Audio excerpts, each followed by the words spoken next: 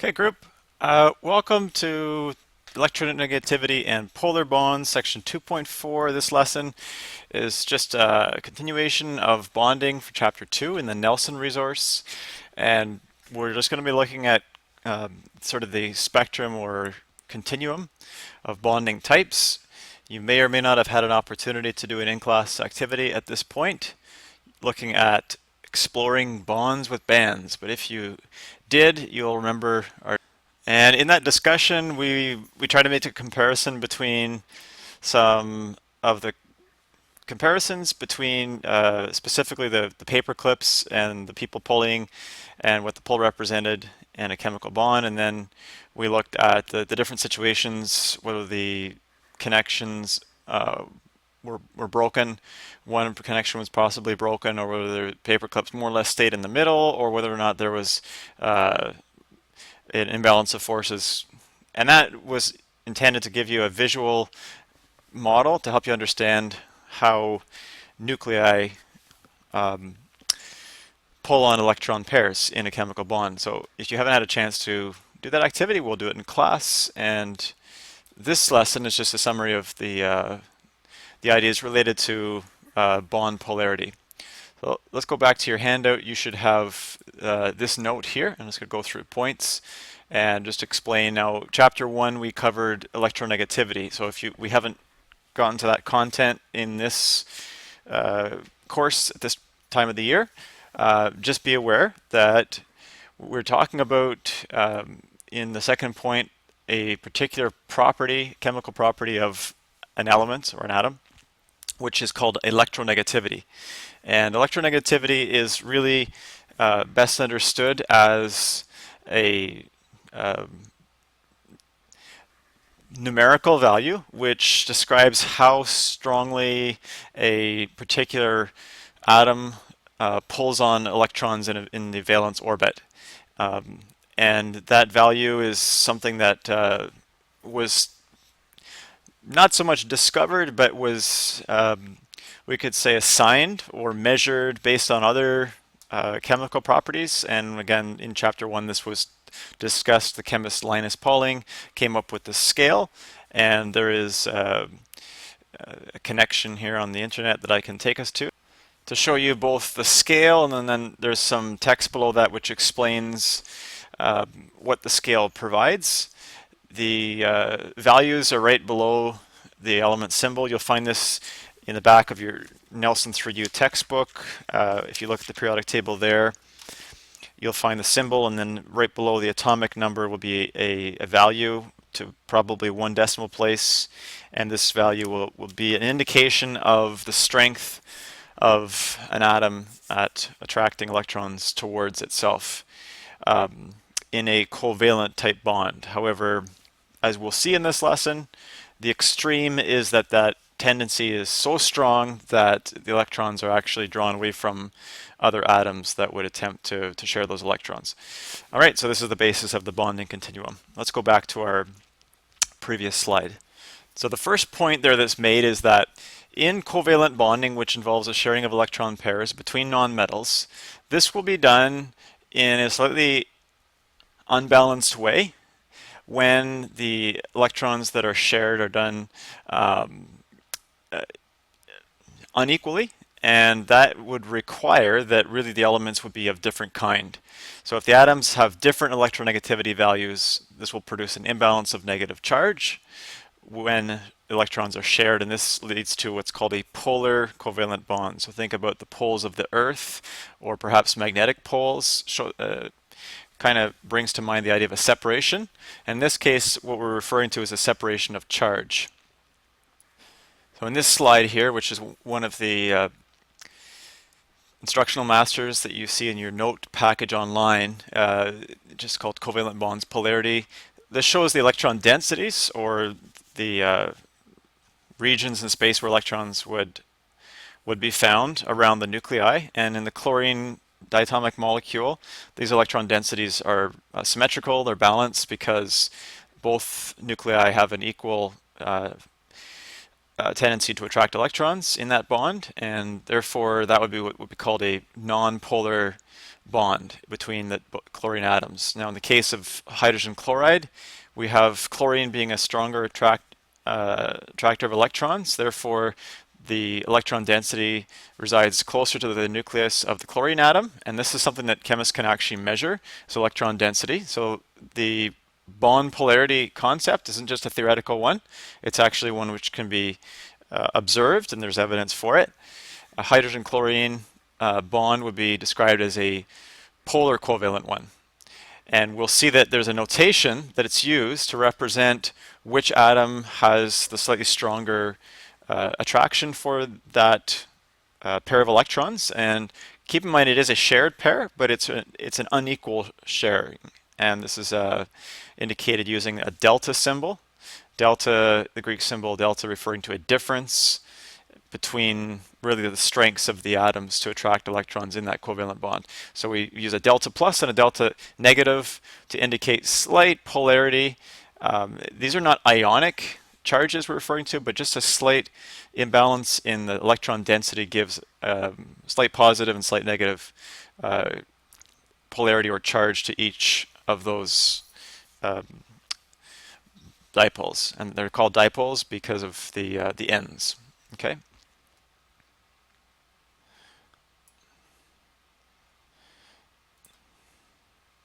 Now, this partial separation of positive and negative charge is something that which can be measured.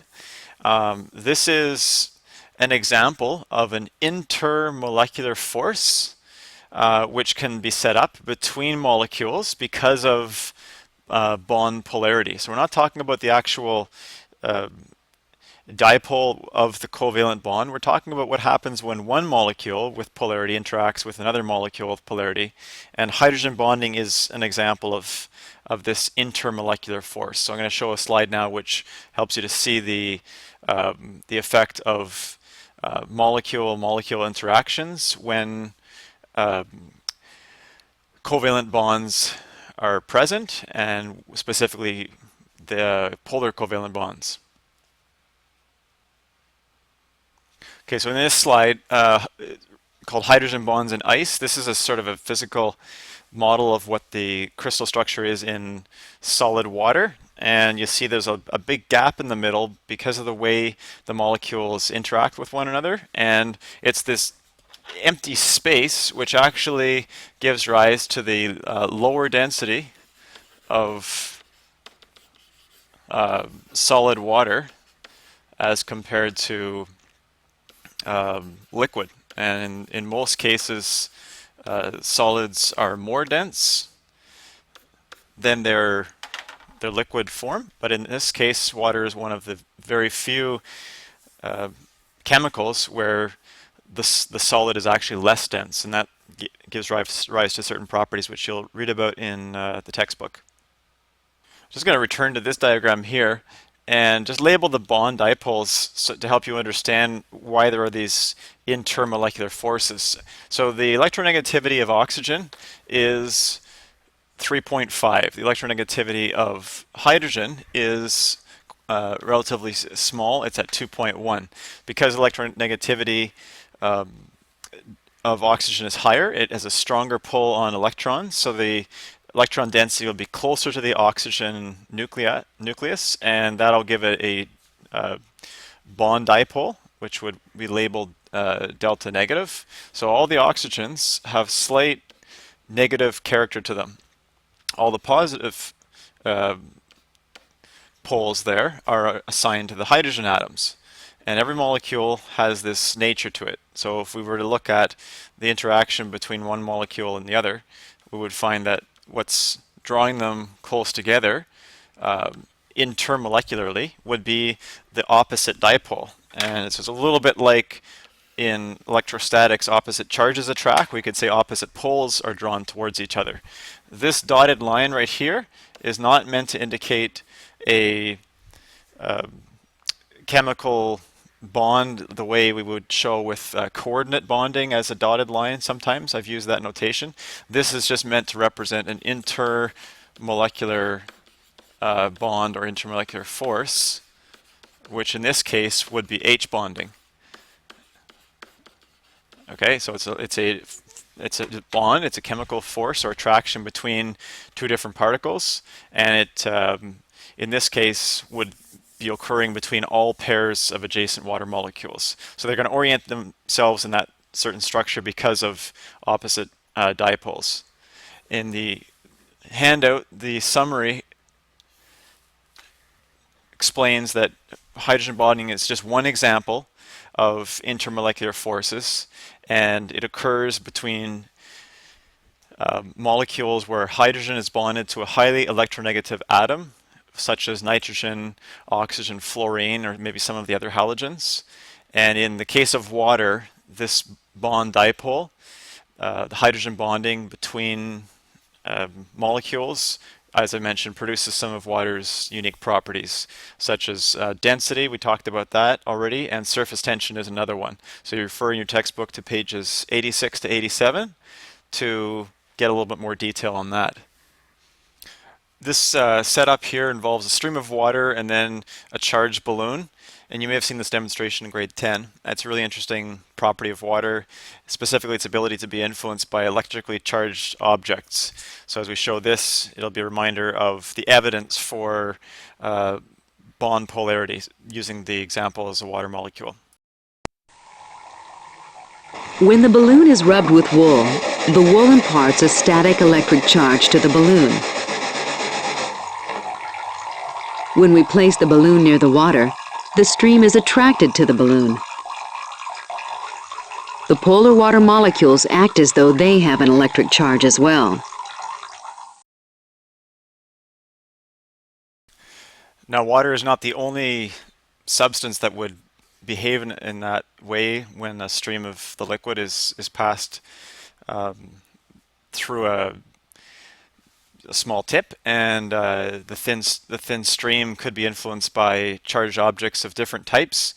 And the demonstration is more complete when you show the effect from both sides, and you can also show that it doesn't matter the initial charge of the object, that it would behave in that way. So for example, hydrogen chloride, which in its pure form is a gas, could behave in a similar way if the gas was passed through a charged container, and in this case the dipoles are going to respond to the presence of charge. So another little clip here will show you kind of what's happening on a very small molecular level. Water molecules carry no overall electric charge, but they do exhibit polarity. The positively charged end of the water molecules and the negatively charged balloon attract each other.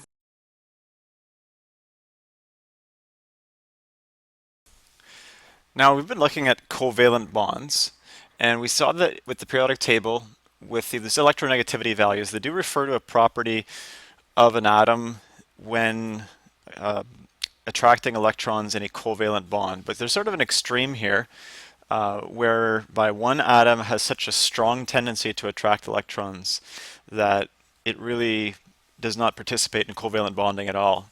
And you could look at some of the trends in the periodic table, and this was discussed in chapter 1. If we're not there yet, then you don't have the benefit of that. But we see very small electronegativity values in the area on the left side of the periodic table where the metallic elements are located, and relatively large electronegativities towards the metallic side of the periodic table. And there tends to be a little bit of a transition in the middle with some kind of mid-range values. But the reason we want to consider these values is that it's when the difference between these strengths is a minimum value, typically there is no longer a covalent bond formed, and these electrons are not shared at all, but rather they're transferred. So this is actually the opposite extreme to complete equal sharing would be the total lack of sharing.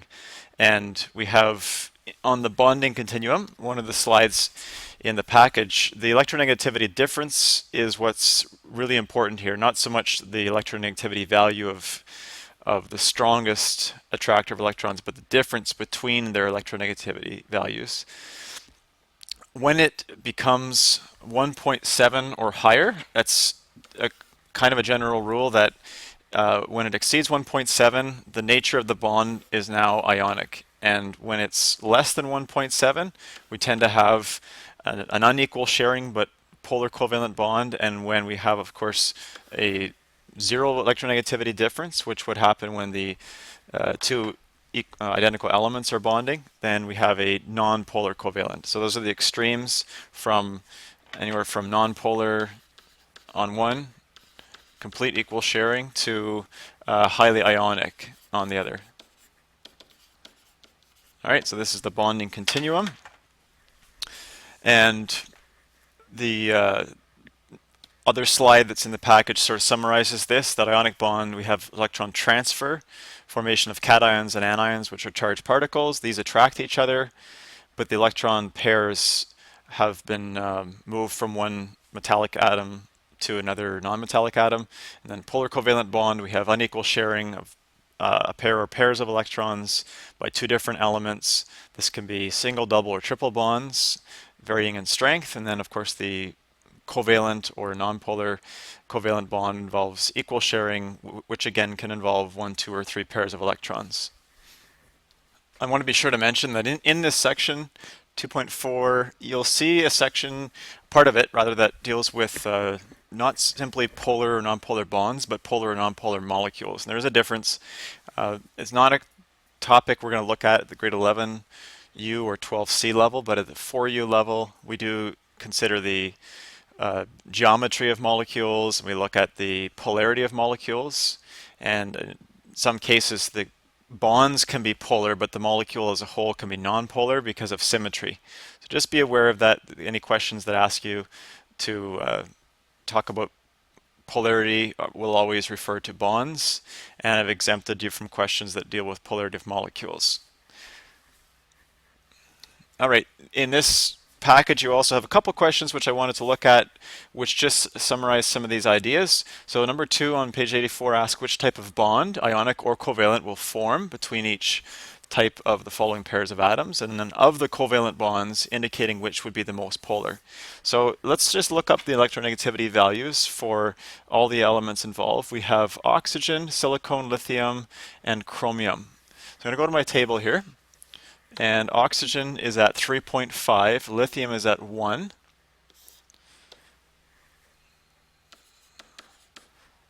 we have silicon, chromium. Silicon is a sort of a transition metal. It has 1.9, and chromium is at 1.7.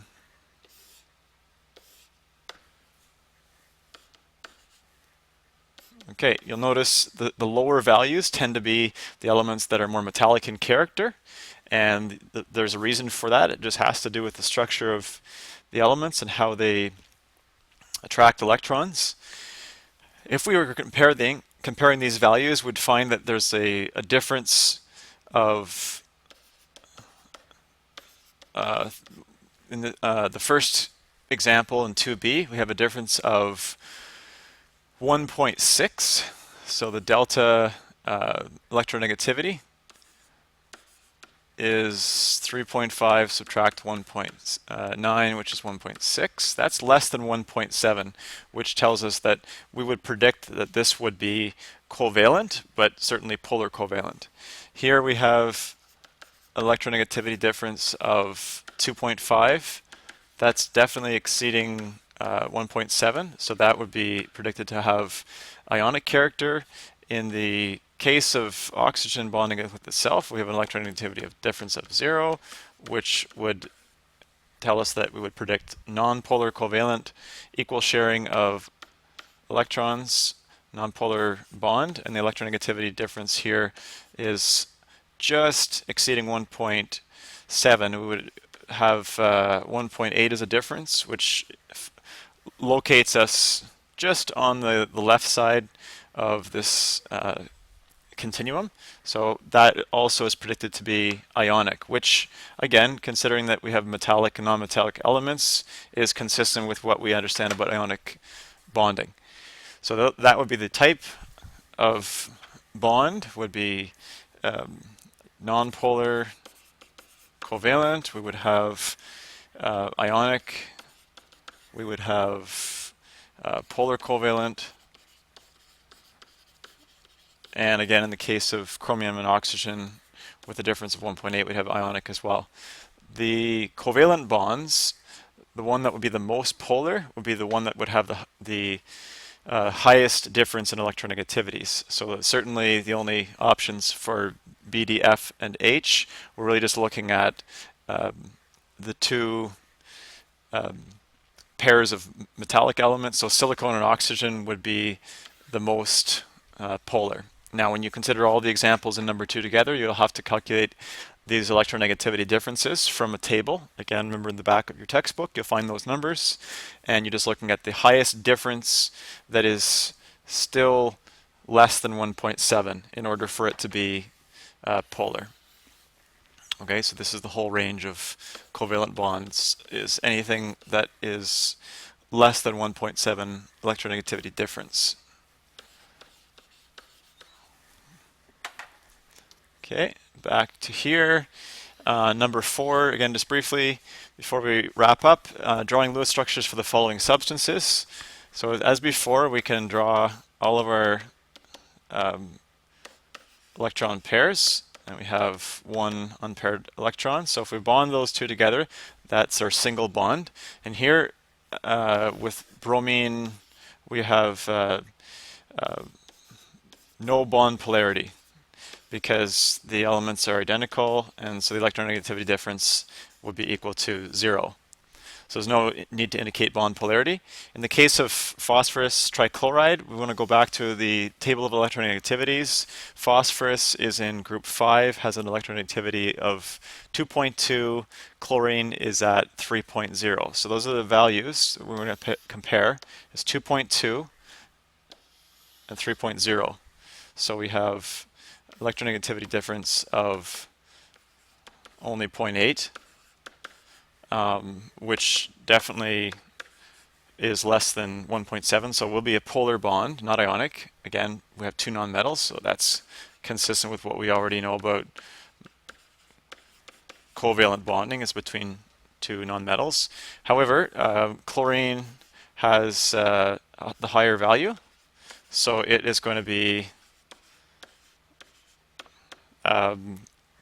the more negatively polarized atom. So when we draw this structure here, we can quickly just show the Lewis symbols from our bonds. It would be 3 single bonds. Okay, so single bond here, single bond here, single bond here. Phosphorus is a central atom with the higher bond capacity, but in this case, we're more interested in bond polarity. So we have chlorine with delta negative at each of the locations, and then phosphorus with a lower electronegativity has a slightly positively polarized nature. And again, that refers back to the electron density. So we would understand that, like the hydrogen chlorine bond, the phosphorus chlorine bond would be similar, where phosphorus has less of a share of the electron pair, and so the density is closer towards the chlorine atom. All right, just wrapping up here, the assigned work for tomorrow. There's a little bit of reading on pages 86, 87, and then these questions would apply to both the 3 and the 4C groups. See you in class.